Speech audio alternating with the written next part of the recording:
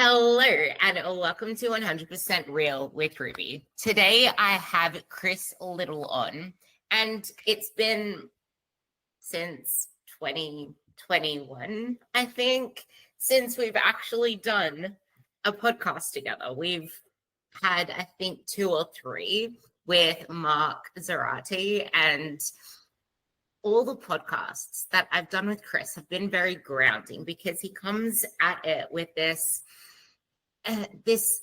approach that blends in, yes, we can be someone that wants to achieve our goals, but that isn't different and it isn't separate from actually being kind to yourself, from having some compassion in the process, because you can still have goals at the same time as having some compassion with yourself. But I think in the mix of all of this, we kind of think that that means we're getting lazy, that we're letting ourselves go, and that being proud of ourselves isn't something that we should do, because what if, what if, what if?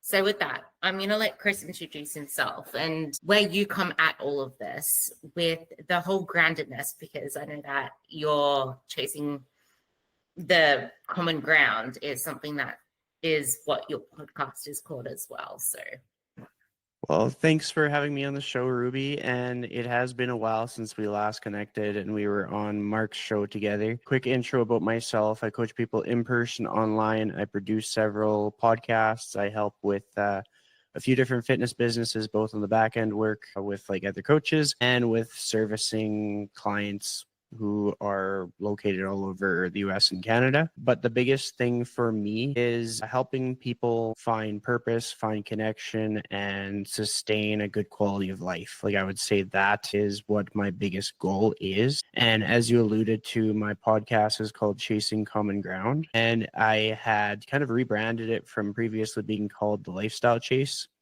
And I liked talking about chasing common ground because I find there is so much divisiveness in the day-to-day world where people have an opportunity to better themselves, or people have an opportunity to get to know themselves better through somebody else. And they leave that opportunity on the table because they are so fixed in their camps, in their belief systems, in their biases, and they're unwilling to see things from somebody else's perspective. And my whole mission with like having conversations on my podcast and on other people's podcasts is to connect and find ways to improve both people through a productive, respectful manner where like people can improve. you said biases, but there's a huge trap there because we don't have biases. If that's the whole truth, that is the reality. That's what I believe to be true. So it is the truth. And I heard a quote. I would love to hear where you take this. We question everything except that which we believe to be fundamentally true. Meaning we can believe something so wholeheartedly to be true.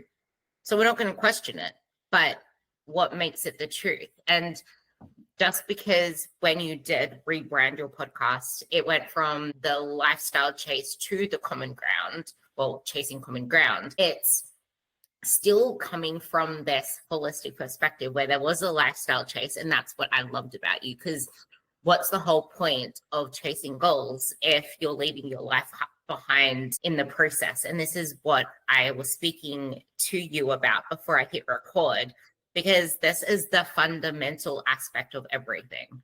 You're going to become this shell that is unfulfilled, chasing all of these things if you don't bring your life with you, if you don't bring joy with you. And the more that we do that, I feel like that is something that gets us caught in the trap of believing certain things to be so fundamentally true, because we lose that touch with ourselves, would you say? I'd love to know your take on that and how that all integrates together. So I find that a lot of times people pursue things based on what they think somebody else thinks about them, or what somebody else has kind of outlined as being like the North Star, like the thing to work towards. For example, like a lot of people will chase a certain physique, or they'll chase a certain like milestone because someone in their life pursued that, and it kind of feels like the rite of passage. This could even be when a person's making career choices. Like I know when I was like, before I was in the fitness industry, I considered how like maybe I should follow a career path of somebody that I knew who had done something. Like maybe I should do something more traditional, like be a teacher, or maybe I should, like I would say teacher was probably the most prominent one. And the thing that was like my big goal, it was going to be working in film, doing video editing and stuff. Ironically, I ended up doing that in some aspect of my work. I used to set goals based on what other people were kind of setting as like their North Star. And then I learned that it was more sustainable, more meaningful, and easier to stay motivated if I set goals based on my own sense of purpose and sense of fulfillment. And as such, I've been able to transpose that same principle to a lot of the people that I work with online, where they will be focused maybe on like reducing their fat in the midsection, or trying to get rid of extra loose skin around their arms or something, and they forget to measure the milestones of their abilities, like the things that they're able to do with their life. Let's say, for example, they like to go bird watching, and they forgot that like a year ago, a year in the past, they could only bird watch for 20 minutes because the feet got tired, but now they could bird watch for an hour and a half. But they're not tracking that milestone because they were so focused on like vanity metrics. And so I actually had this discussion with a client today of reframing situations and helping you see the things that you're able to do to stay in a positive mindset. And they had been saying, well, maybe we should switch up my workout so that I can focus on this one like area of my body. And I was like, well, here's the truth. Like a lot of people in this industry are always looking at themselves and thinking this is not good enough. They're always looking at different exercises to choose, and they're looking at different nutrition protocols. They're looking at different maybe supplements they could try. Like maybe they need a different brand of creatine. Maybe they need a different electrolyte. Maybe they need to get more sources of fiber, because they're always thinking that where they're at is not good enough. But what a lot of trainers in our industry and coaches struggle at is being able to see where they are and being able to look at the evidence that they have made progress now versus where they were at a year ago, even though that may have not been the progress that they thought to look at in the first place. And so with this client that I was speaking to, we were able to kind of outline the things in which they have been able to progress despite the fact that they're aging year over year. They're able to do more things in their life, and they're able to do more things with like a sense of like ease. Like you can gather a whole bunch of people into a room and you can be like, okay, we are going to run across the field, and some people in that room will injure themselves and some people will be able to run across the field 20 times. And to be able to accomplish a sense of freedom and autonomy where you can run across a field, play sports, do all these fun things is going to have a much greater impact on your quality of life than whether you have like 6 visible abs or 2 visible abs. And it's these little things that we kind of lose touch with when we get too hyper focused on how we look and not as focused in our quality of life and what we're able to do. So it's just like, it's something that I think all of us are a work in progress with. And it's something that we all benefit from, like another voice in the room, just kind of giving us a gut check and be like, hey, like you are very hyper focused on this one thing and you've completely forgotten about these other things that you have progressed over time. That part there, I think, is the crux of all of this, because it's who we become in the process that literally changes us, because the process changes us. And if like you'll see people do 12-week challenges over and over again because it is so easy to do anything brutal, anything extreme for a short period of time because there's an end date. It's easy to do anything when there's an end date because there's something you're working towards. But once there aren't these physical or tangible or what feels productive goals and landmarks, it's very easy to feel lost. And I feel like as humans, that's when we start to try to cling at anything we absolutely can. It's like, well, maybe I'll just aim for abs. Well, maybe I'll just aim for this, aim for that. It feels so productive. And I guess it's a human trait as well that we want to have a sense of control. And as soon as we have anything that's different from what we know, we then start to freak out. Maybe this is the wrong thing. And I see this a lot in my clients. As an example, when they are so used to chasing weight loss, when they're so used to the fat loss metrics, like the scale, like eating less calories, that as soon as they try to start to like just trust themselves to eat a little bit more, it feels foreign. It feels scary. And because of that, it's almost like they want to cling to the scale again. What if this? What if that? And then they start to feel fat. I feel fat. I feel this. But it's not really something that is happening, which, as we spoke about at the beginning, we believe these things to be fundamentally true. But no, I'm feeling it. So it must be true. I'm eating, and just the sheer fact that they're eating more food, they're not focusing on less calories restriction. That all comes into this as well. And I know that we both coach people who are doing everything right, but they still feel stuck. And these kind of narratives play into this feeling stuck, doing everything right. And then you mentioned before as well with the biases, something that social media and Instagram and Facebook and Google and everything does really well is it feeds us what we lack, what we already search, what we want more of, because that's what's going to keep us on the platforms. So that in itself is keeping us stuck in our same cognitive biases. Can't remember what book I read it in, but it's like your whole social media feed is curated for you, but it's curated by you. So you're only going to stay trapped in that same cycle. And I know that you mentioned as well that you found what was more aligned with you, and that's what helped you shift your version of success. But how can you kind of frame that in a way that helps people who don't technically see it? Because you can say all these things, but it's not going to register with someone who believes something so fundamentally to be true. So this is going to be a bit of a side quest for people, but I think it's an exercise that might be really insightful. I learned this from my friend. His name is Wilson Wong. He's based in Edmonton, and he is quite the character. He has a book on Amazon if somebody wants to look it up, because it tells quite a story.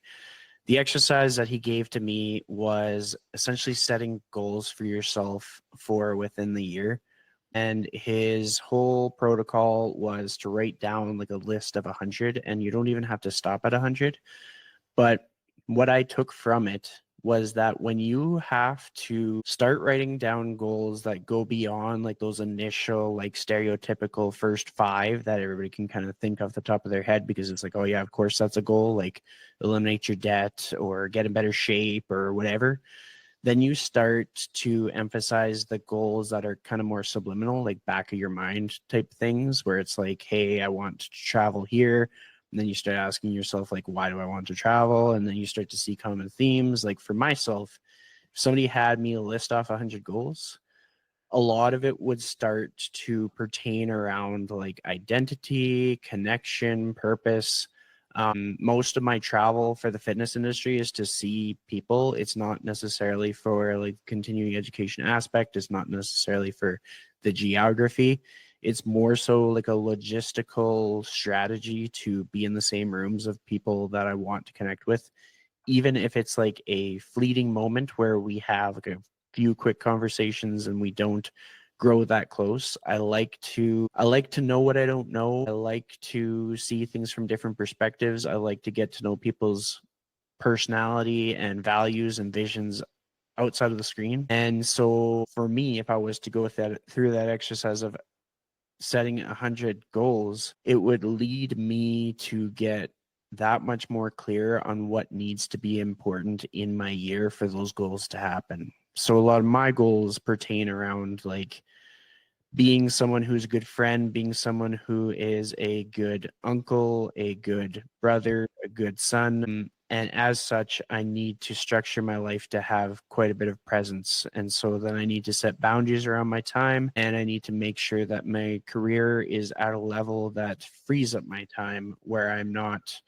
worried about, no, I can't do this because I have to train these clients on a Sunday or something like that. So that is kind of what I would say is like, if somebody needs a different perspective and sort of like a self-led exercise for how to kind of see beyond just like the vanity metrics, it would be to start writing down a list of like 100 goals, because once you get past 20, like a lot of people are going to start getting uncomfortable. They're going to be like, I can't do this. And when you start to like take the pressure off yourself and not make your goals sound like impressive or perfect, and you're starting to write down like, well, actually, to be honest, I like to see like these horses at this one place that I've never been to, or maybe I want to see this sporting event that I've never been to.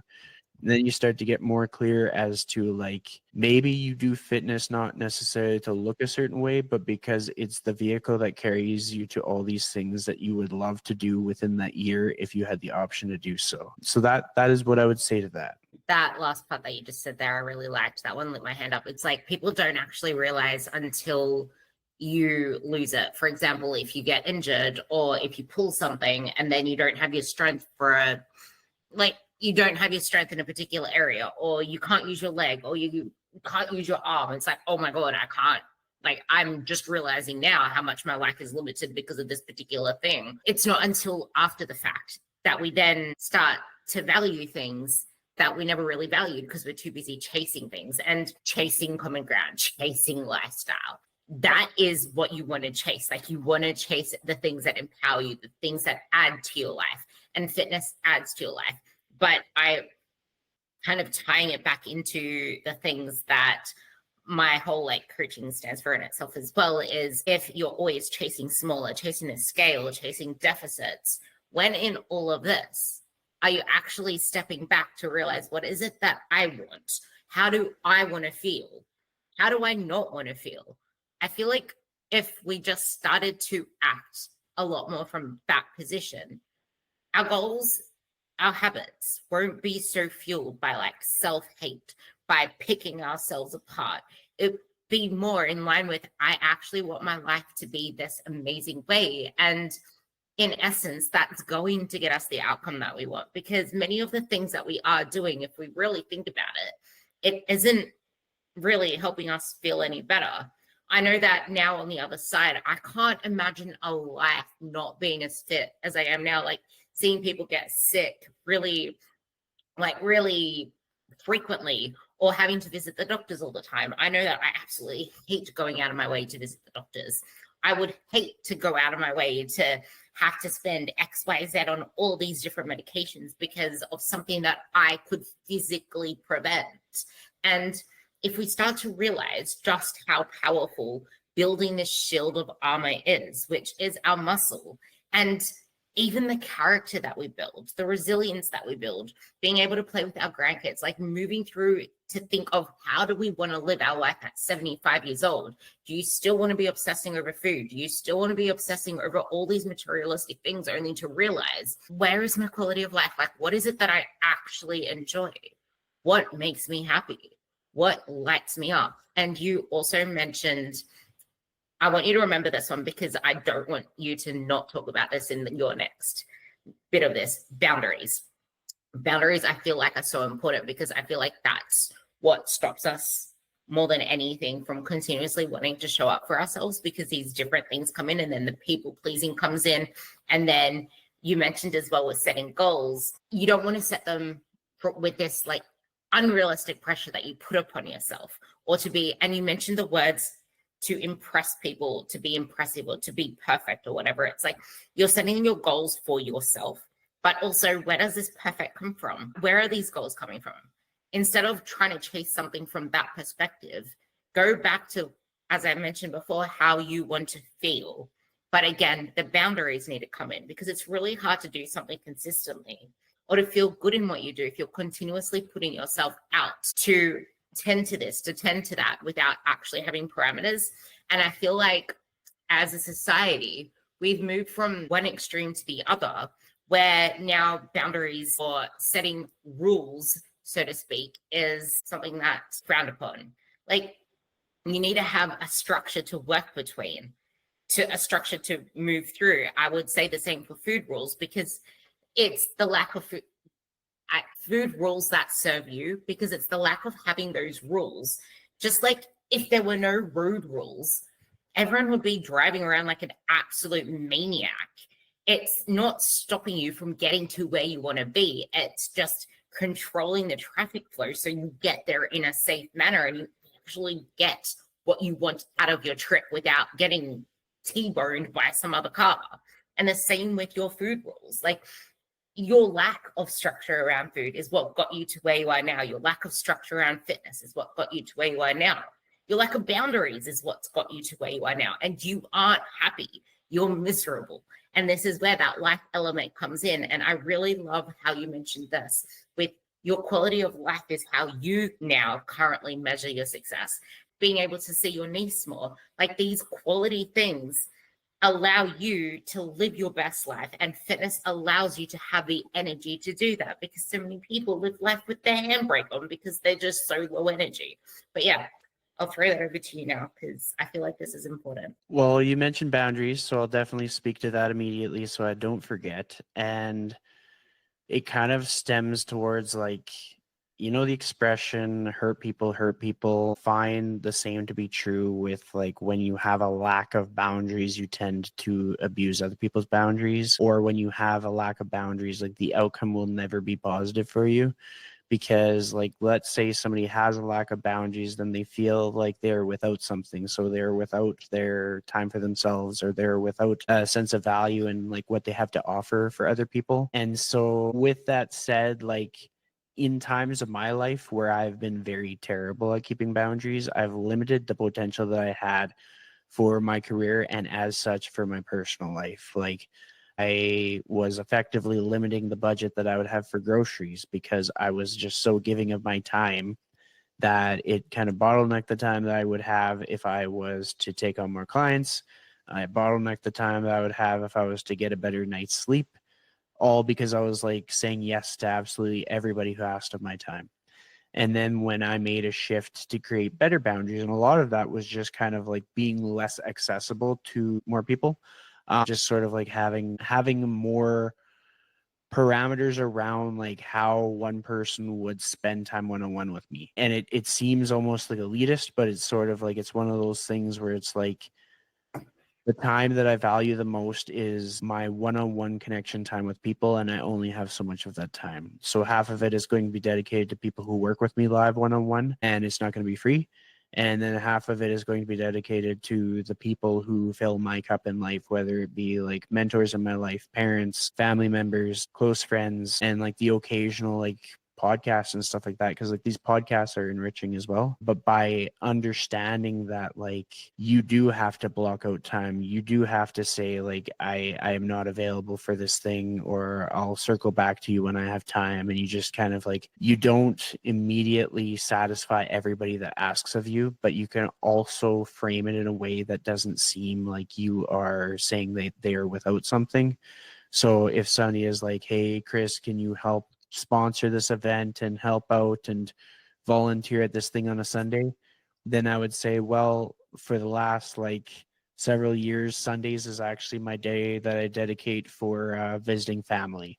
And so I'm unavailable on Sunday. I'm sorry to say that I can't help out.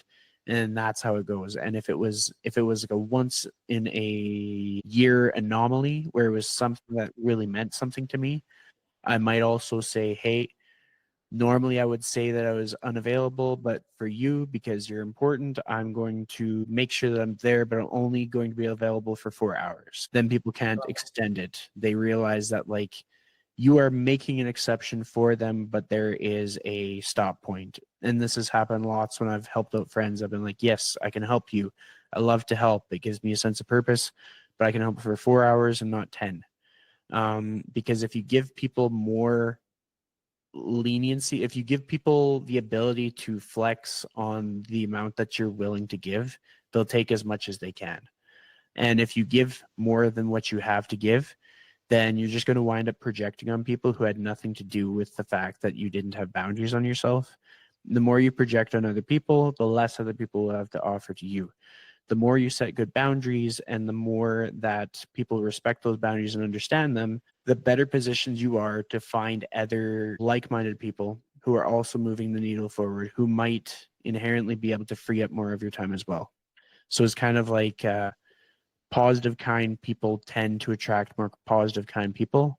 Well, people who are good at setting boundaries, delegating, and empowering others are good at connecting with other people who are good at setting boundaries, delegating, connecting, and empowering others. So you're going to find that you will attract a very like nurturing, empowering very ambitious community around yourself. And that's where you get the compound effect, where you might have had a very like simple career goal, or you might have had a very simple personal goal, and you achieve that goal faster because you're not doing it by yourself. But the way that you found the right people was because you were conscious about how precious your time was and how you needed the things in your life that you needed in order to keep a good head on your shoulders.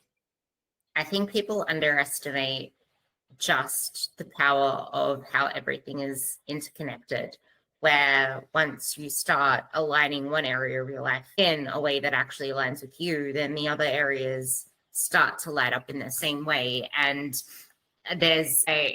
remember this from a book I was reading where Sahil Bloom, The 5 Types of Wealth, there was like the compass, and the compass is kind of this metaphor of you always know where your true north is, and it's not a particular place. Like your north is not a place. When you set goals, when you make plans, I like the whole premise of plans aren't meant to get you to the end outcome. Stop setting plans to reach some end goal. And this is the whole, like, your goals are meant to evolve with you.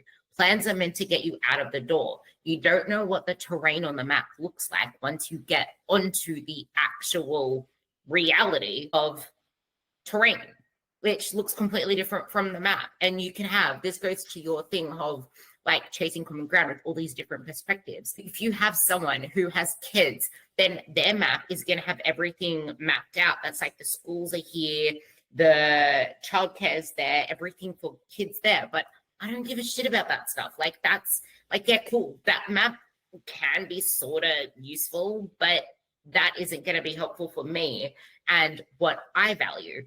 And we can have everyone's maps, but also if we keep trying to collect everyone's perspectives without slowing down to figure out, okay, what is it that I actually care about? What do I want on my map? Then your north is going to be like one of those compasses that cannot even, like, the thing keeps flickering and it just doesn't find its north. And that's when you end up always feeling misaligned. And because you feel like you can't, this is then leading to the client I was mentioning before, where it's like you don't even know what it is you do want. You feel like you can never have it because you can't have this, you can't have that. You can never have what you want because they don't work together.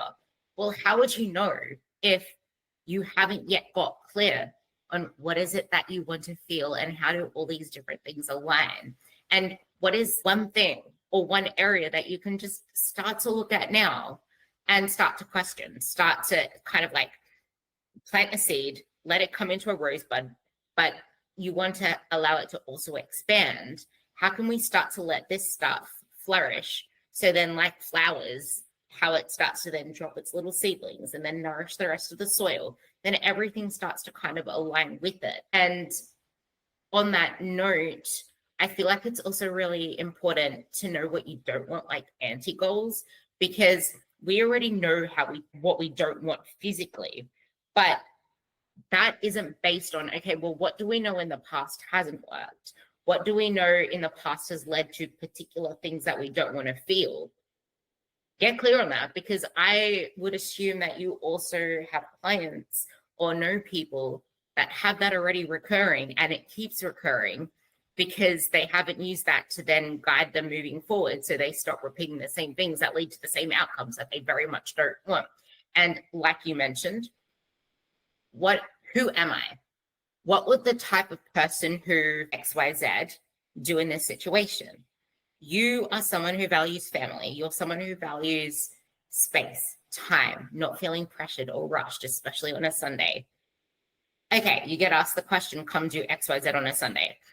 What would someone who truly values family time on a Sunday do when asked to do XYZ on a Sunday? Well, that you can easily put them side by side. That person that you want to be doesn't align with doing X activity, so that's immediately a no. But then if you have other things on the criteria, like you also value community, then it's like, well, I do value this. I value this more.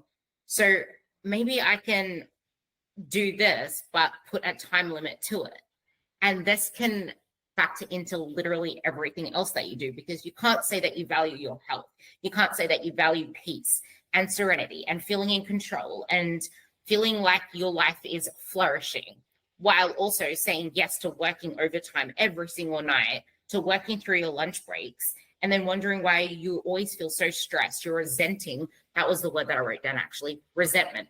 There was something that you said that made me write down the word resentment. So I don't know where that came from, but you're going to end up resenting it because you don't have the boundaries there. So now you're hating the training. You never feel like you're progressing. You blame everything else. And that just makes you not want to stay consistent. But it was never the actual training that was the problem. It's that there is so much life stress going on that it is so difficult for you to actually focus on the training. And if I had to be vulnerable, I want you to touch on everything I said there, but I want you to also bring in vulnerabilities, because I know on your podcast, you talk about embracing vulnerabilities and the power of owning one's insecurities. I know that's a very big thing that you're big on. For me, when I was juggling, trying to figure out all these different work things, these social media things, like when I have one of those really heavy days, I find it really difficult to be who I want to be in the gym. And I know based off my whole history that when I am performing at my absolute best, when I know that I've given my best in the gym, I've fueled myself with the right carbs for my gym session, and I pushed every single set to the max potential that I can, I feel amazing afterwards. And that, like the interconnectedness, allows me to show up as a better person, a happier human. I feel more connected with my clients. I feel more connected with everything, because it was fitness that literally saved my life. If it wasn't for fitness, I don't know where the hell I would be, if living or dead. But because of that, that's become my anchor. And that's allowed me to realize how much more fruitful life is. And I don't feel people allow themselves to ever experience that. Resentment, boundaries, all these different things. But yeah, vulnerabilities too. So I'm going to start by talking about resentment, because I think that's something that people get caught up on without like realizing they get caught up on it. Some of the common cases are something that some people have a hard time with, especially earlier on in their pursuit of their goals or in their career, is they have a hard time seeing someone else be successful or achieve something meaningful and detaching it from their own journey. So like, for example, I could have any number of friends get published in magazines or win like a competition, or have like a personal win, like maybe they get some amazing anniversary gift or something, and I can celebrate all of them and it won't detract from my own personal ambitions or outcomes. But a lot of people struggle to see how that is true. They're like, well, if this person's winning, then I'm losing. But the truth is, if you're surrounded by people who are winning and it's like a trend and it's like, it seems like it's something that you can't escape, everywhere you look, someone in your close circle is seeing progress and being able to show proof of their hard work, showing merit-based accomplishments. Like if that is who you surround yourself with, it's almost like undeniable that you will probably get a win yourself soon enough. But you won't if you push those people away. And the biggest way to push those people away is to resent them for the hard work that they put in, to resent them for the dedication that they put in, because people won't go through the blood, sweat, and tears of achieving a goal that means something to them just to agitate somebody else. There's something for them that made them do the difficult thing. Oh, no, you just said something, just something that I want you to bring into that. A powerful quote that has just stuck with me for ages. If you're having such a strong visceral response to something, which is exactly what you just said, this is a moment to stop and be curious. Why am I responding in this way? Where are these emotions coming from? Because there is a reason that you're responding to them that way. But then you can also flip it. Why are they being successful? Like what is leading to this? A lot of the time it's because we, like you mentioned, the lack of boundaries, like all these different things have led us to not being able to act on things, but all of this is within your control. So I want to know where that stops people as well, and what would you recommend? So I would say that when people are finding themselves in that like middle point of like, am I resenting something? Why am I feeling this way? Why am I stuck in this point? there's usually something that's sort of like causing a little extra pressure, and it could be alleviated in an outside of the box kind of way. So for example, like let's think about new trainers, new coaches. They will often have something to say about some other coach or trainer, and sometimes it's like a skill gap. So people just entering into the online space will be critical of people who appear to be more established in the online space, because they're like, if only I could get better at like filming videos, or better at doing this, or better at doing that, or if only I had better optics in like how I present online, I would be at another place.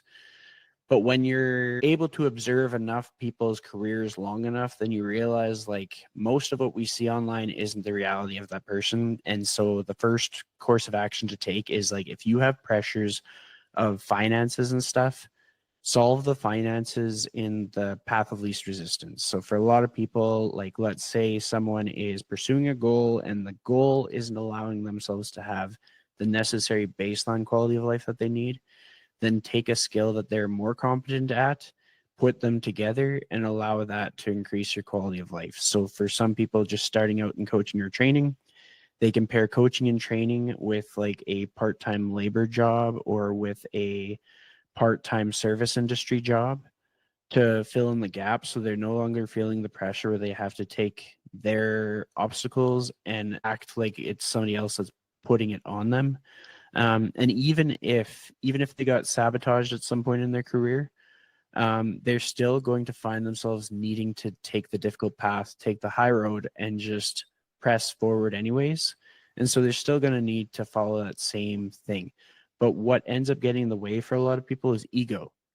They think, well, I have this, so I should have that. That person has this and they have that, but they're not thinking about what came in between. And a great case study for a lot of people is to observe what each individual did during like the pandemic, during the gym closures and stuff.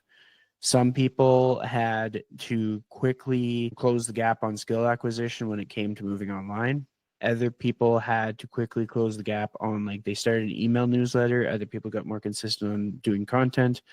Other people did other jobs that were deemed essential in like their area to supplement the income that was suddenly made non-essential. Politics aside, is just what they had to do. And what happens is we refuse to acknowledge that for a lot of people when we're in the emotional state of like, this isn't fair, woe is me, this person's taking advantage, they have like a better situation than I do because they're doing something wrong and I'm just going to call it out.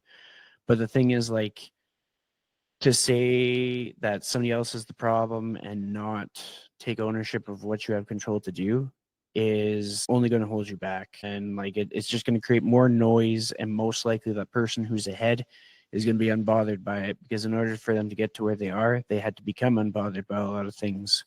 Whereas if you are relatively where you want to be and you let the naysayers and the critics impact how you feel and how you think and your outputs, it's going to add an unnecessary noise to your life that you could have avoided by simply being like, it doesn't matter, they don't know me, they don't know what I'm working on, and I'm causing no harm, so I'm just going to continue doing what I'm doing. Does that kind of make sense?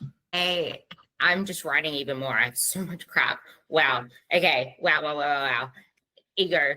It's not just the ego in the way that you said it. I see this so often, and I feel like this also has become worse since the online world has become more saturated and just pummeled with more weight loss messages. And it's kind of crazy that most of what we see is the weight loss messages, but most of what people see is that because that's what they're looking for. So it kind of closes them off to the whole other world, like you said, the perspectives. And like I said, with social media, curates your newsfeed based off you. So you're already closed off to everything that's out there. And you mentioned this somewhere as well.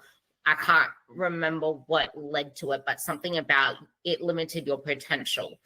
I think it was the boundaries where it limited your potential because you were saying yes to too many things. And that's the very thing as well. If you're closed off to a whole other world, or you're closing off your perspectives and choosing to just go down this path, how would you ever know what is possible for you if you never take a step outside of the box? And we always have a blind eye. That's why coaches exist. That's why the best athletes have it. You can't, like, I had a client who said something profound to me that I should have known. There we go. I should have known. I said this to her. I'm like, yeah, well, you can't even see what's outside the box if you're in the box. And she's like, bro, well, she didn't say bro, but you know what I mean. Bro, I didn't even know there was a box. Literally those words. I didn't even know there was a box. We don't even know there is a box there. We are this is like my theme now. This is what I've been speaking about to death's end for the last 3 weeks, because it's just become so toxic. But this self-shame around everything is like, I should have my food together. My food doesn't look like that. Why can they do this? Why can they do that? But those questions are coming from self-shame. Like, you should already have your shit together. Like, you should be able to figure this all out on yourself, like on your own, which is why we don't even ask for help. But this in itself leads to resentment, because you're continually trying to burn away, which kind of comes to your posts that you put up. I've got one of these. Where is it? Sometimes your body isn't failing you. It's just tired of being forced into war. And I wrote something similar a while ago where it's just like, it's not about motivation. It's not about discipline. It's about the fact that you were never given a path that actually suits your reality. You were never given a path that actually is tailored to your capacities right now. You need to meet yourself where you're at. And that was something that you just mentioned there as well. People aren't meeting themselves where they're at.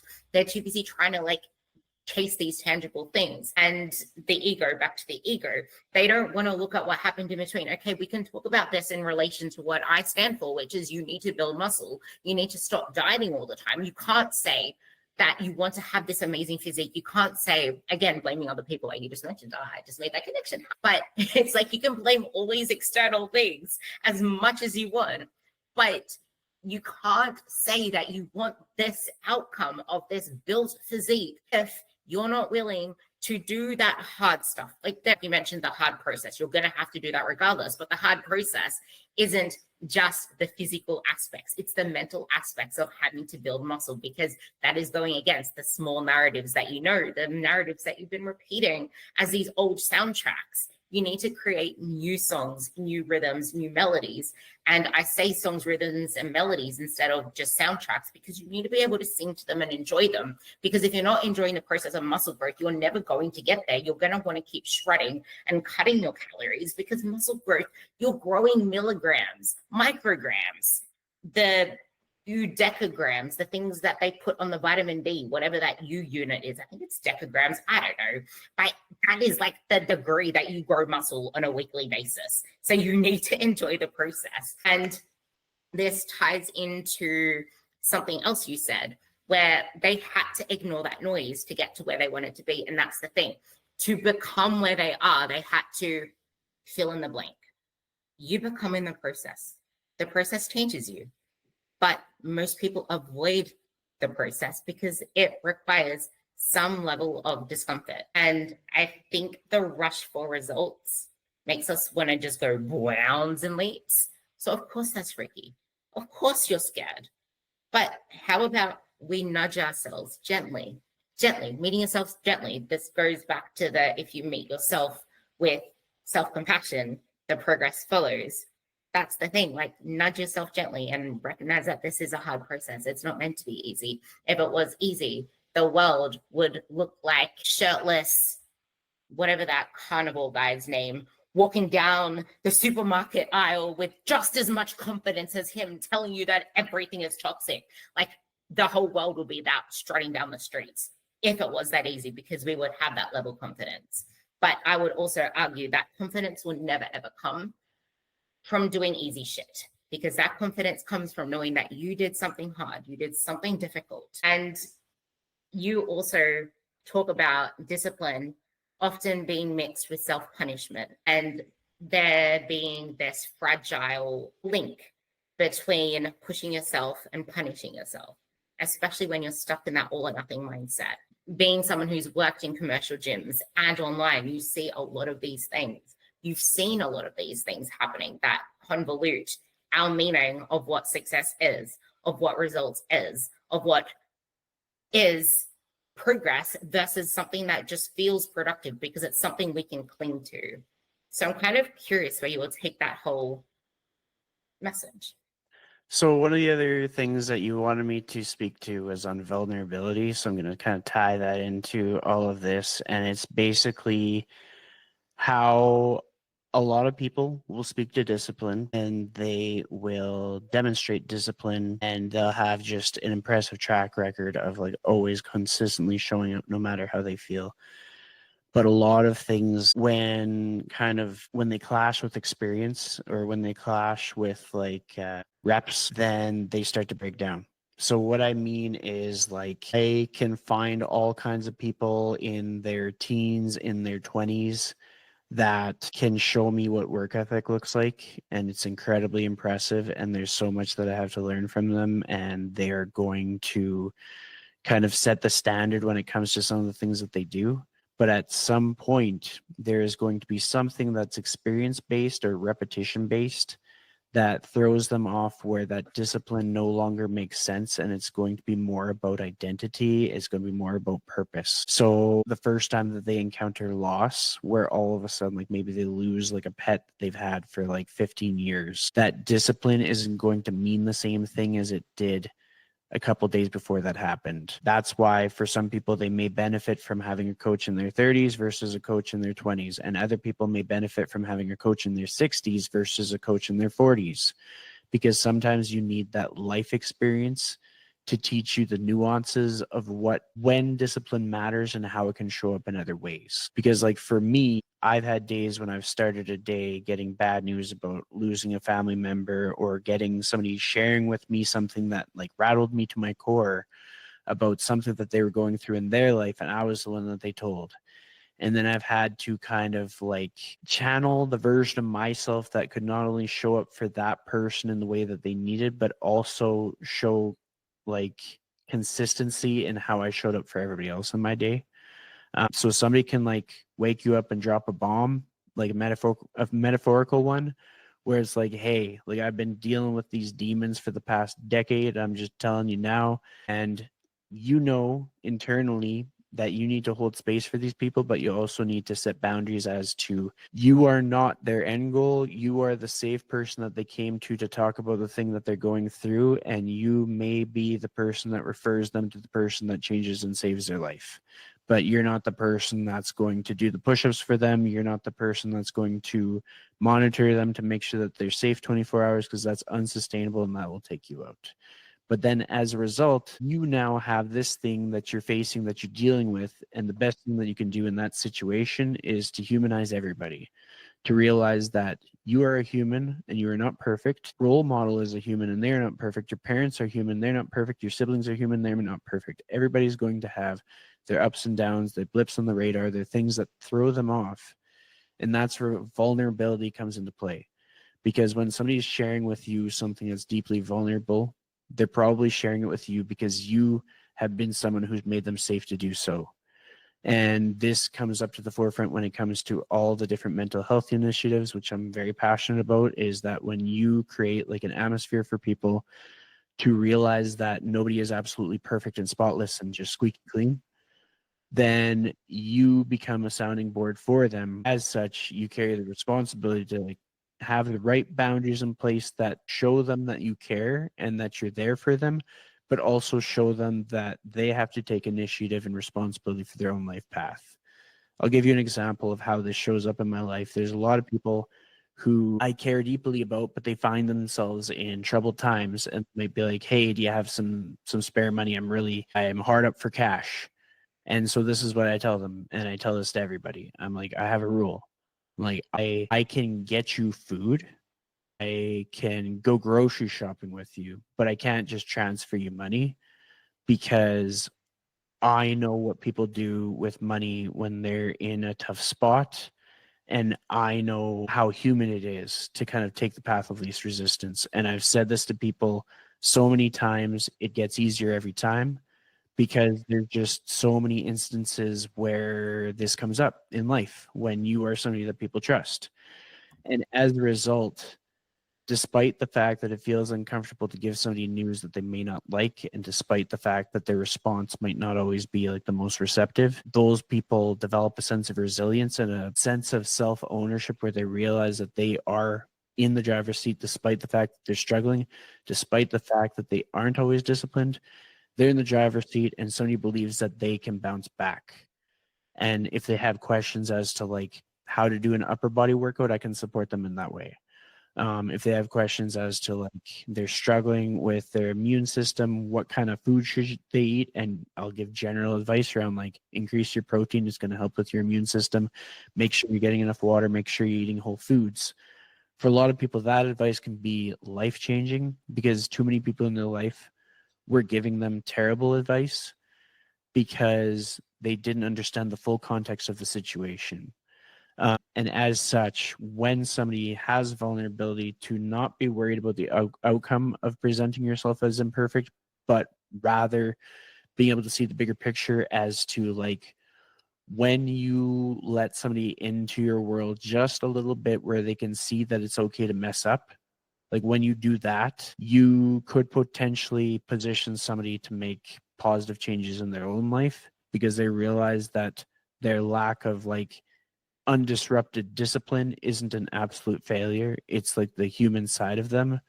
And the best thing that they could do is get back to consistency and get back to getting that momentum back because we all trip up sometimes, even within like the professional, like athlete space. Some of the most diligent, passionate, driven, successful athletes that I know, particularly in the jiu-jitsu space, they will and do and always have gotten injured. Like they're going to get injured and they're not going to show up to the mats the same way that they did like 3 months prior. But there's going to be elements of their life that show up that same identity that they created for themselves where they don't quit. If they don't quit, that's it. They show up, but sometimes they show up in different ways. And the one thing that always holds true is they don't quit. They don't quit on themselves. They don't quit on their teammates. If they broke like 2 legs and an arm, they're still going to show up in some way. So that would be the main thing that I'd say around like the vulnerability side of things. But I'm curious to see if you had any thoughts about that. Yeah, I do, because there is something that you mentioned there as well, where you said, I know how human it is to take the path of least resistance, and something that I can't remember if I told my parents or if it's something that they have always said, but I have a long, terrible, dark sort of history with my brother. But whenever anything happened around them, I'm like, don't give him money, like buy him food instead. And my parents had this thing where they would give money to my nephews as an example as well, and I'd be like, don't just give them money. Like, what's the point in that? They're just gonna spend it on stupid shit. Like, give them something that's actually productive. And I feel like that is a huge thing as well. Like, it is human to take the path of least resistance, but everything that you said there, the thoughts that kept coming to mind, and you even said this with the last part where you said giving that compassion to the other person and giving them that grace. It's funny how everything's like that person. And if we think about relationships, the most important relationship you will ever have is the one with yourself, because that guides literally everything in life. It guides your decisions, how you feel about yourself, how then you make other things mean to you, which then impacts your outcome, your experience with life, and your experience with your goals. And then that all interconnects with how then you interact with the world, and that has a flow and effect. And everything has a mirror effect. Like how you interact with anyone is then reciprocated in some way, which is what you said before. You surround yourself with positive people, etc. But how about the relationship with yourself? How about, you know how human it is to take the path of least resistance? Well, then why don't you say that to yourself, to like literally everyone out there? Because we expect ourselves to be this immaculate person that never makes mistakes. We shame ourselves for struggling. We shame ourselves for, the worst part is when things keep happening to us. Like there was 2 years ago, my goodness, I think it's my ADHD that was playing a part of keeping me going through this, because I can't, like, I need to keep like rabbiting at things, which was a positive aspect, but I had like 5 different things thrown at me in the 1 year, and it kind of led to some regression. But it's like, you can choose to surrender and say, woe is me, blah, blah, blah, I just have all these things happening to me. Or you can choose to focus on things that, but if you've only known success in one direction, it's very hard to then, going back to the whole bringing life into this, bringing what fills your cup That's when I went more into other elements outside of fitness. Yes, but also in with that, I was controlling what I can. I still showed up, even though I ended up crying in the gym like a billion times because I was having to go through this stupid protocol to sort some gut shit out. Like, I had someone come up to me and say, "You've lost so much size." Yeah, I fucking know, mate. Like, I'm not eating enough carbs right now and I feel like ass. And then I just started crying again. But it's like, I still showed up, and it's through the process. It grows you. It teaches you so much. But if you're so fixated on things needing to look a certain way, having to look a certain way for others, I think a lot of this, I know a lot of this, I just had that, wow, everything that we've spoken about never is about us. Like, this whole podcast is not about you. It's not about me. It's not about any of us. It's all about how we want to be perceived by the world.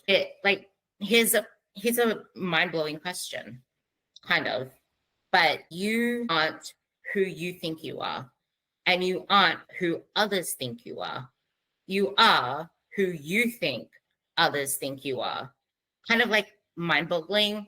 But I feel like if we see things in that perspective, we start to question, okay, well, where am I in this situation? What is my voice? What am I allowing myself to shift or believe? Or how am I allowing myself to act or not act because I'm worried about X, Y, Z happening? But then how is it that I want to feel on the other side? I always like, how is it that you want to feel tomorrow? What does the tomorrow version of yourself need? Not the 3 years from now and not the you now. I don't even care about the you now because the you now isn't even future focused if we're focusing on the you in the second, because you're an amalgamation of the last 10 seconds, 10 days, 10 weeks, 10 months. But if we can start focusing on the next 10 seconds, 10 minutes, 10 days, 10 weeks, we can start to create your new reality. And I think if we come to it at the perspective of we are all just doing our very best, and if you come at it with, I'm trying my best, doing my best, coming at it with self-compassion, then you should allow yourself to just move through the process without trying to second guess and change everything. And this also applies to your fitness journey, to allowing yourself to eat more. If you actually allow yourself to invest in a coach, this is, again, comes to the whole priorities thing where you mentioned, what is it that the vehicle part? Your body is a vehicle for so much, and it should be your prime investment. But you also need to vet your sources. And there are so many shitty coaches out there, even dietitians, which is so sad. I had a mate rant to me about a client he got from a dietitian who said, just fast after X PM, or just cut out X carbs, or just do this. I'm like, of course, dietitians don't understand this stuff. Like, dietitians don't understand how to optimize for sports and performance and body composition. Dietitians, most of the time, unless you have a sports dietitian, which is a completely different aspect, but the clinical ones are trying to prevent disease. They're giving you things to help you move away from diabetes, from clinical issues in that degree. What is it that you actually do want? Get the right resources for that, and realize that you can there are so many shitty dietitians, but there are so many good ones. There are so many shitty coaches, but there are so many good ones. Don't let one sour taste kind of have that self-fulfilling prophecy of blaming everything else. Like, it's also taking ownership in your process and just doing what you can with what you have, but also realizing you need to zoom out, because I feel like a lot of what you said with all of these perspectives is we will never know unless we actually zoom out. A quote that stuck with me, all the quotes that stick with me have been when I was thinking, when I've been running or doing cardio. I need to do cardio daily for this like brain thing. But you zoom out for perspective, because you can never have perspective when you're in eyeballing whatever's happening. But you can't move anywhere if all you're doing is zooming out.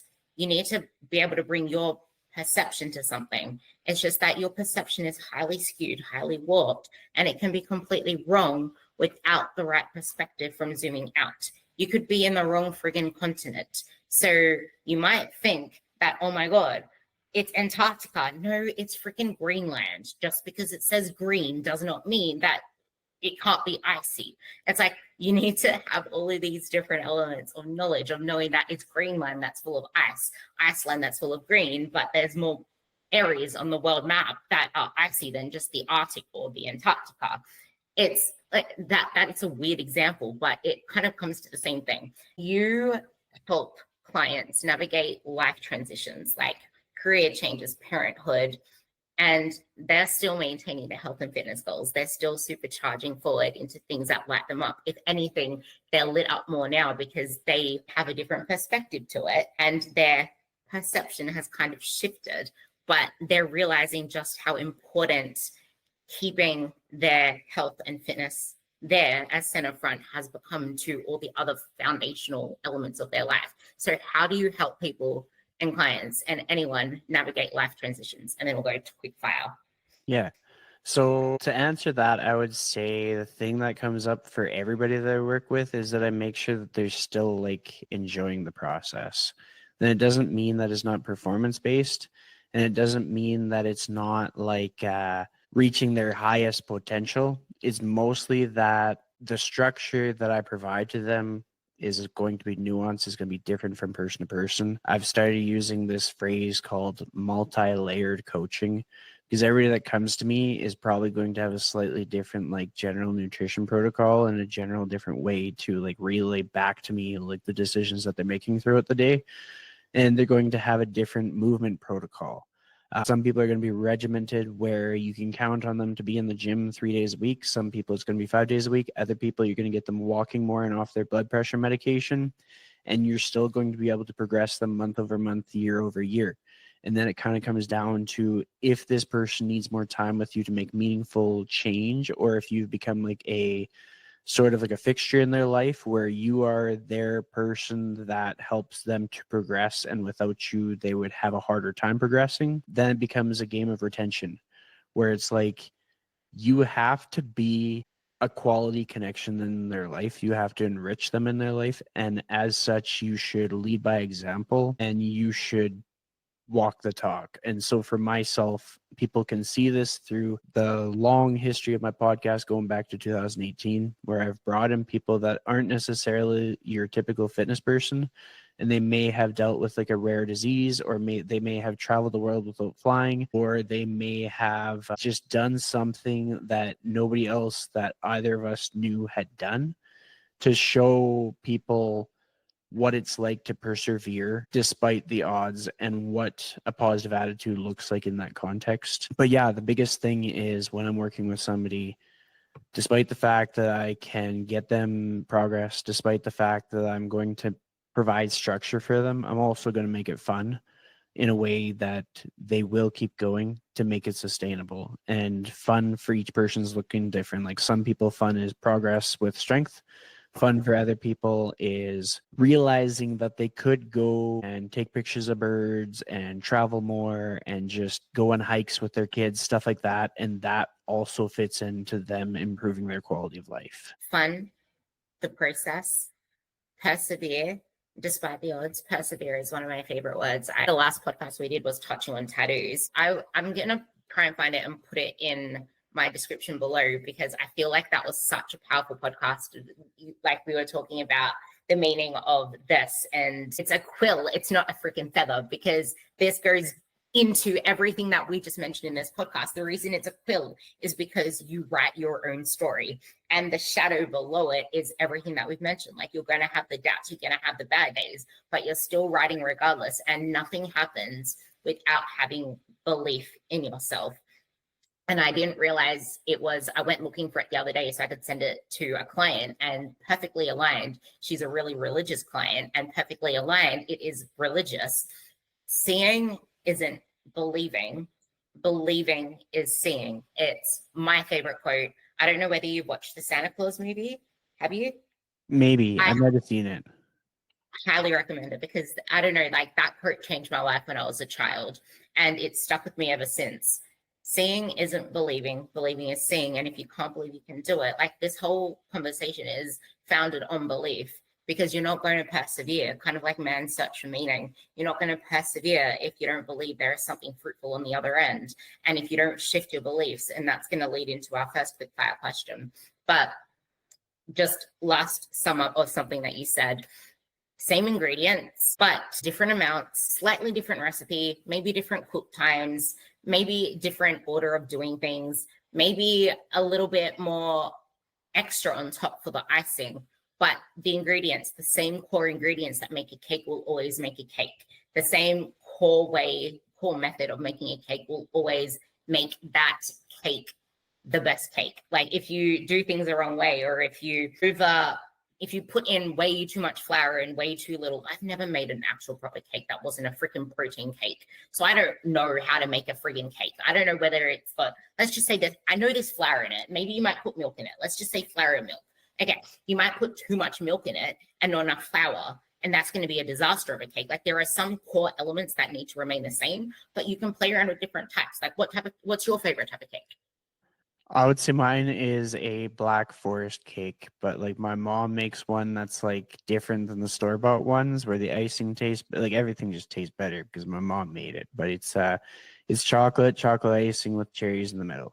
I love cherries. Do you like frozen cherries or fresh cherries more? Well, like these are they're the canned cherries, so they're like super sweet and gooey. But like standalone cherries, I would probably take fresh ones instead, because it's like a novelty. It's like something special. It's a nice treat, because usually most of the cherries here are imported from BC, so somebody's driven them across the border from BC to Alberta, and so that it's sort of like a sign that summer is here. It's a sign that the weather is great, that there's lots of things to enjoy about life. Isn't it funny how even in cherries, something that simple, everything is connected. It's not just about the cherries, it's about the experience it delivers.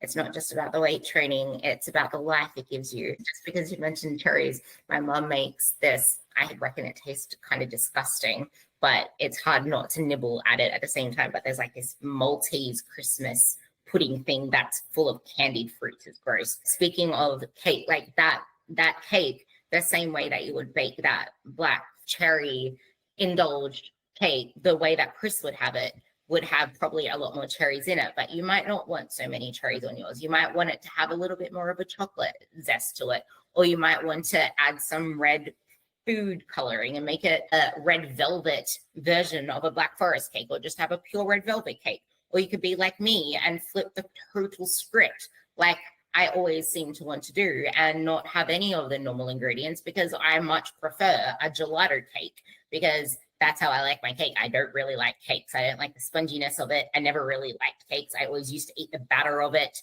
And that's the thing, like we all have our different tastes and preferences, but the ingredients are the same. Unless you're having an ice cream cake, in Rick's regard, it is still a freaking cake by the end of it. But the thing is, same ingredients, different sort of recipe for it, more of one thing, less of another, but it's all the fundamental same thing. And it is very hard to understand the fundamentals of a cake when you're so bombarded with social media flashing all these gimmicky products that make it seem like that ties into what we were talking about. Then I'll go into the quick fire questions, I promise. But that goes into what we were mentioning before, with we always seem to grab for things that are the easiest to control. And that's the same with chasing like fat loss versus muscle building. It is so easy to go back to doing weekly photos and looking at your photo progressions over time and scale weight. But when it comes to muscle growth, it is much harder to be freaking patient in the process and to learn how to train properly, because that's a skill you have to learn and it requires patience, but you become in the process. You have to persevere despite the odds. Training for a physique is so much more than just following a program. It's so much more than just weight loss. Like building muscle is a hard job. The only reason it feels easy is because you're relying on old feedback from your novice phases. And that's what kept me stuck as an example, because I'm like, oh, I know this works because I've got so much progress already. And I did have so much progress because from where I was starting, I gained about like 9 kilos within my first year of lifting. And most of that was muscle mass because I was starting from, do you do pounds or kilos? We do pounds for the most part. We should do kilos, but we end up doing pounds. In Canada, come on, you can be better than, sorry guys, America. But honestly, like pounds is so confusing. Regardless, I started at like 81 pounds and then I worked my way up to about, that was the wrong keyboard. And then I worked my way up to about 99 pounds.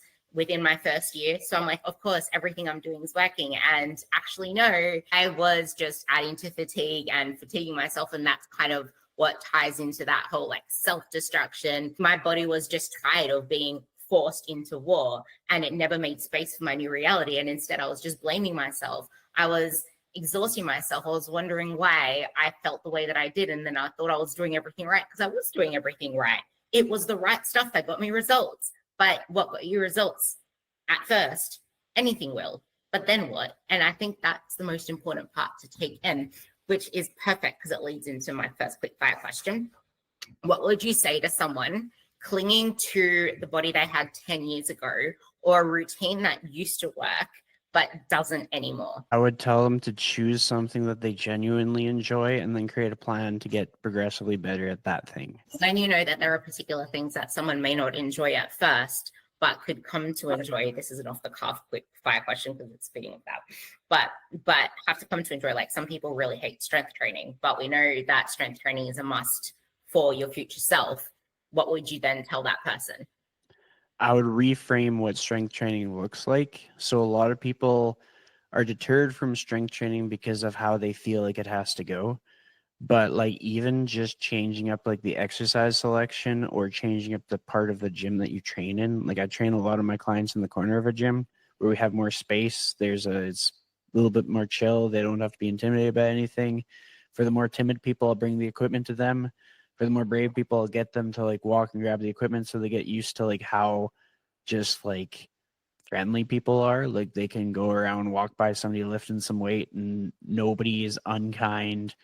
If they can't find something, in most cases, somebody around them will help them find it. And then for somebody who's really reluctant, I'll just show them how these different exercises show up in their day-to-day. Like, we have the exercise called the farmer carry. You can take a farmer and have them carry some buckets. Like, my parents are on an acreage. They're essentially on like what is almost a farm. And so they can do a lot of exercises as they're doing chores around the house. And so in the past, because my dad's never been to like a gym, I show him how to do the exercises around their property. He's still working out. He's still doing the strength training. We can find all kinds of things that are heavy around the yard. And so if somebody has resistance to like the infrastructure of a gym or the logistics of specific pieces of equipment, just get innovative, get creative. I love that. Get creative, because I think creativity brings joy to things. It's hard to be creative when you give yourself such rigid lines to color in between. Next question. What top 2 things do you see most people chasing that actually keeps them stuck without them realizing? Or even if they realize it but are in denial? Yeah, it's always comparison. I've seen this in general population and in the coaching community, where somebody sees something that somebody else has and thinks that they immediately have to have it. And by pursuing that thing because somebody else has it, you wind up not making the right motions to get that thing, and then you get frustrated. And that's when people start lashing out. Whereas if you allow yourself to be a little bit of a black sheep and just chase the things that you want for the sake that you want them, you're probably going to do beyond what it takes, which will result in either the success or the resilience required in order to keep going when you don't succeed the first time. Resilience is another solid word. I love that. What's a coaching belief you used to hold that you've let go of now? I think that when I first started out, I probably felt like I needed to be more of a authority in like how I presented things, what people thought about me, and just being able to adhere more closely to just one model for progression for people. Like, maybe it was like I was really emotionally attached to like barbells or cables, et cetera, et cetera. But now I see that the more adaptive I can be to things and the more that I can kind of get to know people on an individual basis and just strengthen that interpersonal connection, the higher likelihood that I'll see progress across the board for a greater number of people, because I will be able to truly customize my approach and I will be able to meet them where they're at in a way that they never quit again. That this is why programs never work and why transformation is in the coaching, because it is so much more rewarding to know that you're working to something a lot more individual and customized. And there's the adaptive and more than one mode of progress. Love that. Next one is, what's something you admire in your clients that they don't see in themselves, especially not at first? The cool thing about the people that tend to choose to work with me is just how much heart that they have. To kind of give an outline, like the people that I have helped over the years are always thinking about other people's needs, whether it be like donating to the food bank or whether it be like helping out a family member. Like the younger clients that I work with, they'll be thinking about what they can do to help, like maybe a teacher, or what they can do to help a parent. And then the older clients that I have that I work with, they'll be thinking about how they can volunteer their time and the ways that their words can have a positive impact on others. So they're very like affirming of other people. They are sort of like the biggest cheerleaders of a lot of people in their life. And so when I notice these things, not only do I make sure that I point that out to them, because earlier we talked about how my version of me and somebody else's version of me are two different people, but likely that other person's version of me is going to be a much kinder version. And so if I have a version of somebody else that is most likely kinder to them than their version of them, I'm going to make sure that they understand loud and clear like what my version of them is, so that they see their good qualities and so that they're able to really like own them going forward, so that they see how many strengths that they have. Because a lot of people go into their life thinking that life will be good when they have more good qualities, not realizing how many good qualities that they have. And when they get to really own that, their life gets better in short term. And as a result, they make better connections going forward. I feel like we're so focused on where we lack that we don't give ourselves the chance to strengthen or to use our strengths to help improve everything else, because you never want to ignore your weaknesses, because otherwise they'll remain weaknesses. But if you never actually give airtime to your strengths, how can you expect to move anywhere when your strengths could be the very things that propel you forward? And sorry, one more quote before going to the next one. Something else that stuck with me while I was running this time: use moments of struggle, of failure, of lacking as moments to realize your untapped potential. Because those moments of failure, the moments where you struggle, are areas that you can work on to improve, to strengthen, that will boost up your floor, that will increase your potential. So anywhere that you lack, see it as come at it from a curious place so that you can actually improve without the self-shame. I feel like if you come at things, like a huge thing for me is curiosity. And it's something that I'm actively working on myself, because I let it go last year and it's led to really bad heights. Again, vulnerabilities. This is a vulnerable podcast, but my anxiety got uncontrollable because I do suffer with like panic and anxiety stuff. But reframing that feeling in my heart as I'm just getting excited. And I feel like if you can reframe fear or worry as curiosity, and any shame as curiosity as well, like all those things, coming at it with more questions, you get to understand yourself more. Because I feel like so many of us don't understand each other, and we don't understand ourselves, which kind of ties into the next question, where what do you do when you're feeling like you're in that state where you're questioning everything, you're ambivalent, or you're feeling unmotivated and nothing's working? So for me, it's one of two things. One of them is I just go and I get a good workout, because that's a good way to reset. The other thing is I will, for the longest time, I call these vision quests. I would basically go for a long drive or go to the mountains, but now it's kind of evolved as I've gotten older. Like sometimes just going for a walk in the trees with my parents, or like maybe a sibling or a good friend or something like that, and just talking it out, being able to just kind of like talk through the things that are on our minds, or even finding an opportunity to support somebody else going through something. There are times when it's more beneficial for me to just go out solo somewhere and just walk until my head is clear. But in most cases, it's movement related. And it's getting to a point where I can eliminate the things that don't matter just through sheer accumulation of effort to something that has low risk.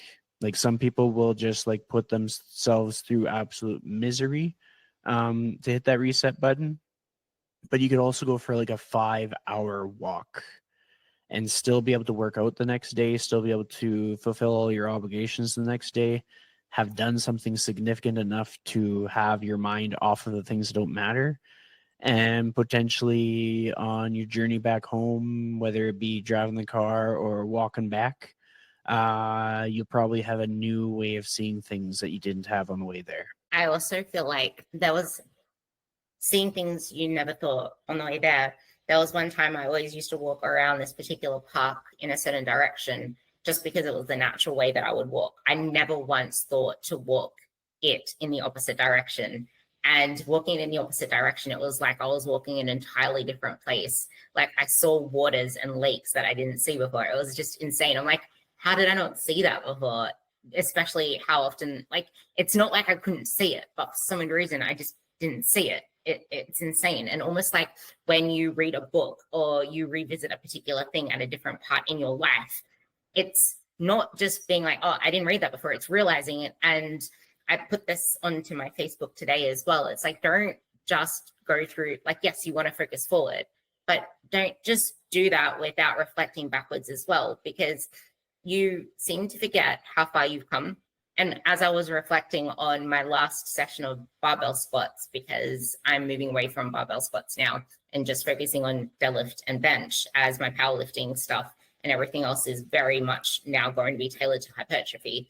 But I reflected on the fact that after tearing my hamstring and not being able to train my favorite movements for 16 months and being so hard on myself and all that kind of jazz, for the fact that I was missing my beloved deadlifts. Like, you know, my attachment to deadlifts, I'm pretty sure. But realizing, hey, all I ever wanted for years is to stop fluffing about, playing around with 10-kilo plates, 20-pound plates, 30-pound plates with my warm-ups, and just put on the freaking 45 and being able to use that as my first warm-up set. I've been doing that for the last year, and I wanted to work up to that for so long, because it, like, playing around with, like, okay, let's put the 10s on, take them off, put the 15s on, take them off. This time I can just put on the 60s and then just add on the extra plates without fluffing around. And I never once stopped until last week to realize, oh my God, here I am beating myself up at where I'm not at where I was before, comparing those two things without realizing I'm starting from a whole new canvas. I tore a hamstring. I lost 3 kilos of muscle over lockdowns. This is a new slate. It's now building up from here. And wow, this is what I wanted the whole time. And that's what I'm doing now. You need to give yourself that perspective. I'm sorry, you spark so much freaking shit in me. Why do you do this, Chris? Oh. One more thing that you said, and then I'll move on to the next ones. The next ones are actually much quicker. But you said high emotion. Well, no, you said low risk.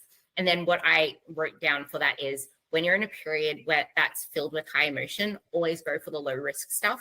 But when your emotions are a lot more settled, that's when you have a wider scope of things to pick from.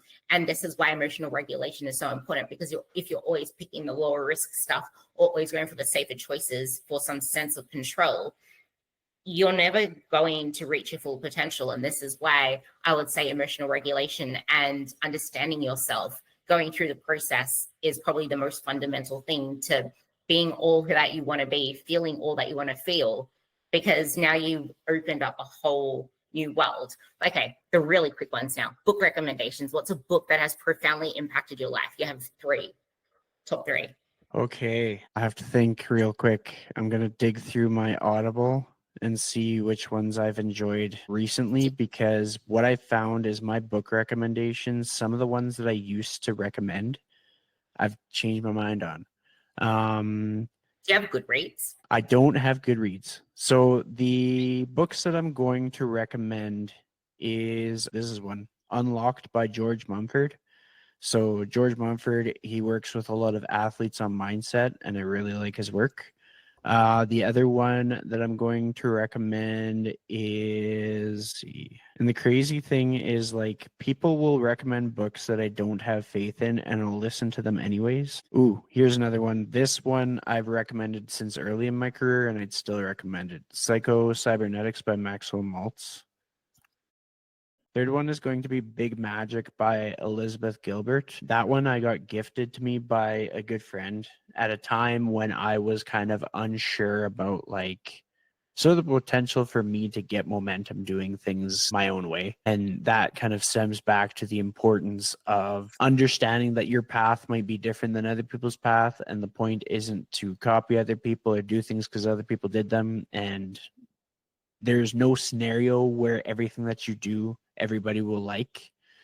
There is scenarios where everything that you do, somebody will like. But the most important scenario is that when you do something, it's something that means something to you. Even the tough things, even the difficult things, it means something to you because you can see the point of pushing through to make it happen. You can see the point of accumulating experience. You can see the point of showing compassion or support to somebody else. And maybe that stems back to meaning something. But yeah, that would be my 3 book recommendations. Funny how that comes back to supporting relationships, connections, all these things that are absolutely fundamental for a flourishing relationship with yourself.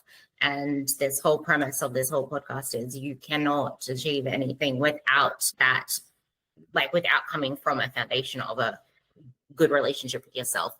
Which brings me to, is there a daily habit or ritual that you swear by for maintaining this balance and productivity and this everything, this aura, this energy that Chris has? Yeah. This one, some people aren't going to think that this one's a big deal. Maybe they're doing it too. Other people might think that this is a great thing to adopt into their lifestyle. And I want to preface it by saying that if you don't have the same people that you can talk to, just choose people, sponsor somebody, maybe have a rotation of people. But for myself, like 90% of the year, I'll call my parents every day. And if it's not a call, it's definitely a text message. Right now they're traveling, seeing some friends, so we do text message because they're having visits and having dinners and stuff. But the amount that has shaped me as a person, because I'm constantly having check-ins with them, I'm very comfortable telling them things that I struggle with, that I'm like dealing with, whether it's like self-doubt or fears or just emotional things to do with like maybe things that we're all going through together. So what I would say is have someone in your life that you have check-ins with, like even if you are like in a relationship or you've been married for years, have somebody you check in with and have it be beyond just like sending memes to the boys or have it be beyond just like the transactional check-ins. Make a point of having a reoccurring connection where you ask people how they're really doing and you make sure that they're taking care of themselves and they make sure that you are doing what you need to do, that you're making your bed, that you're renewing your insurance on your car, all these little things that can get left to the wayside if we forget how meaningful and transformative quality connections are. Quality connections, honestly, I feel like that's one of the greatest things. The last question is, what would you want to tie this up with for people who are still detached, people who are still attached to the hustle culture and to external validation, especially when it comes to success or even body image? I would make sure that people understand that this all ends. Like, we're thinking that we need to go faster, we need to be better, we need to do this and that and the other thing. If you don't put time in your life for the things that make life great, they're not going to happen.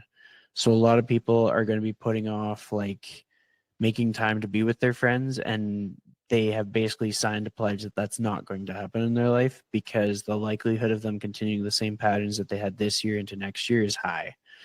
And so if you start to prioritize really integral things into your life now, even if not all of it takes shape this year, it's more likely to take shape next year. And like for a tangible example, on my podcast, probably in 2020 or so, I said that like I was going to make a point to go and visit with more and more people that I had interviewed on the show. And like this past year, we're like just halfway through, and I've probably visited at least a dozen people that have been on my show that I hadn't met before. And I was able to build up to that momentum because I set the intention like 5 years ago. And so when people have intentions to be purposeful about how they spend their time and how they spend their life, it's going to shape the decisions that they make with their finances. It's going to shape the decisions that they make with what's important, what's not. It might sway them from maybe instead of getting a Lamborghini to support this big milestone, maybe I will get a traveling bus and I'll just work remotely in the bus and I'll go from like town to town. Like it can completely transform what people prioritize, and it can change their life, because the wealthiest people that I know still value connection just as much as I do because of how much it impacts a person's feelings in life. They could have anything that they want, and what they value most is having coffee with a friend, having meals with a friend, doing like a athletic pursuit with a friend, or chasing goals with a friend. They don't care about the vanity. They don't care about the possessions. They don't care about like the gold plated award on the wall. They care that they had somebody to spend life with. And if you don't water the plants of your friendships and your connections leading up to that moment, you won't have that when that moment matters. I love that a lot, because it truly is the connections that guide you. And if you don't know what you value, it's going to be hard to feel fulfilled in anything that you do, because that is where that disconnect comes. And the values come from knowing, again, having that relationship with yourself, slowing down, realizing, as I didn't start the podcast with, but started our conversation with, your goals are meant to evolve as you do. You do not start out the same person that you are, that you will be 1 year, 3 years into the journey. And if you think that you are still the same person, then you're doing it wrong. You haven't changed. You're not going to get to where you want to be, because a new level of you, a new level of life fundamentally requires a different version of yourself.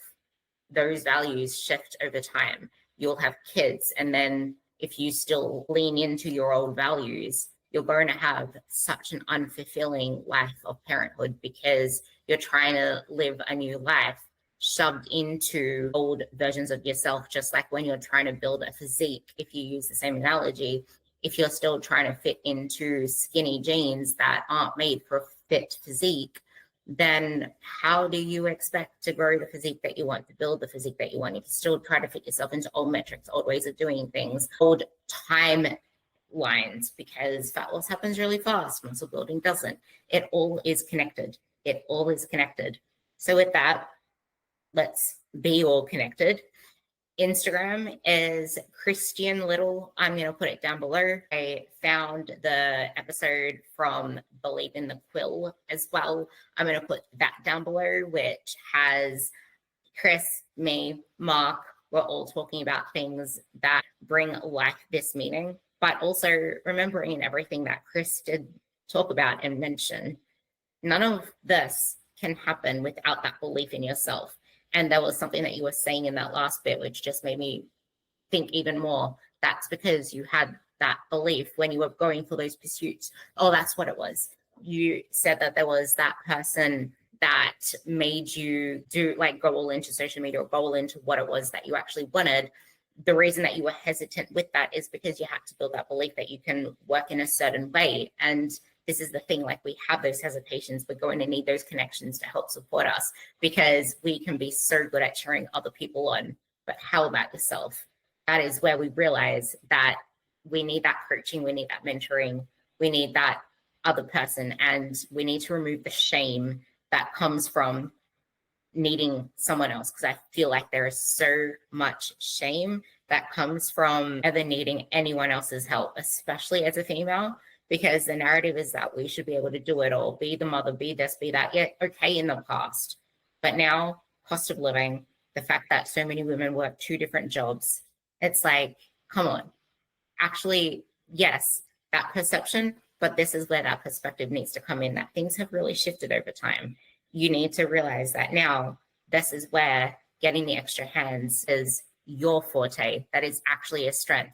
That's you fulfilling your strengths, going all into the things that light you up, because you're not letting the things that drain you drain you. I think my final sentiment is that if you've made it this far into the episode, make sure to check out some past episodes of the podcast. This is me speaking to the listeners. Make sure that you dive down the rabbit hole a little bit.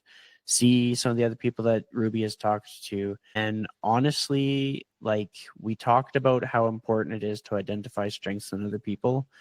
Something that you can do to amplify this podcast is to write down the strengths that you are noticing in the episodes that you listen to and leave it as a review, whether it be on Apple Podcasts or on anywhere that you listen to podcasts, even if it's on Spotify, etc. But that is super, super important because that's what enables more conversations to happen. And it's a way of you showing appreciation to your gracious host, Ruby. That I really appreciate that. There is also Chasing Common Ground. I do have that link in the description as well, but it will mean the world to me. Go back, listen to the last 2 episodes that tie into this as well. But yeah, it will mean the world to me if you could leave a 5-star review. I really want to get to 100 5 stars. I'm getting there. I'm at like 67. So please tick me up and I will be so very much appreciative. And if you message me on Instagram and let me know that you did,